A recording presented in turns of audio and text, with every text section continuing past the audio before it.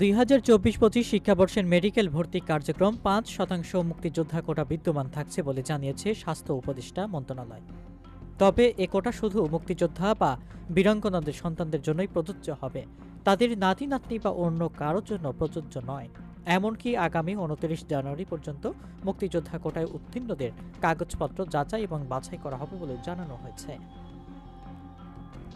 সোমবার ২০ জানুয়ারি স্বাস্থ্য পরিবার কল্যাণ মন্ত্রণালয়ের সিনিয়র তথ্য কর্মকর্তা মোহাম্মদ শাহাদত হোসেনের পাঠানো এক সংবাদ বিজ্ঞপ্তিতে এই তথ্য জানানো হয়। এতে বলা হয়, মেডিকেল কলেজে ২০২৪-২৫ সালের এমবিবিএস ভর্তি কার্যক্রম ৫% মুক্তিযোদ্ধা কোটা বিদ্যমান বিধি অনুসারে শুধু মুক্তিযোদ্ধা এবং বীরাঙ্গনাদের সন্তানদের জন্য প্রযোজ্য হবে, তাদের নাতি নাতনি বা অন্য কারোর জন্য প্রযোজ্য হবে না। এই কোটার অধীনে সংরক্ষিত ২৬৯টি আসনের মধ্যে ভর্তি পরীক্ষা উত্তীর্ণ ১৯৩ জন প্রার্থী পাওয়া গেছে। অবশিষ্ট ৭৬টি আসন ইতিমধ্যেই মেধা তালিকা থেকে পূরণ করা হয়েছে।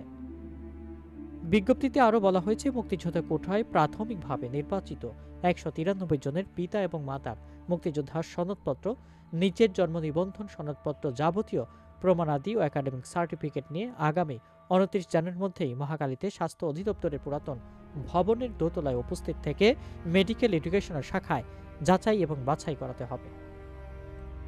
যাচাই এবং বাছাই কার্যক্রম সম্পন্ন না হওয়া পর্যন্ত ১৯৩ জনের ভর্তি সংক্রান্ত যাবতীয় কার্যক্রম স্থগিত থাকবে এবং অবশিষ্টদের ভর্তি সহ মেডিকেল কলেজের অন্যান্য কার্যক্রম যথারীতি চালু থাকবে বলেও জানিয়েছে স্বাস্থ্য মন্ত্রণালয়।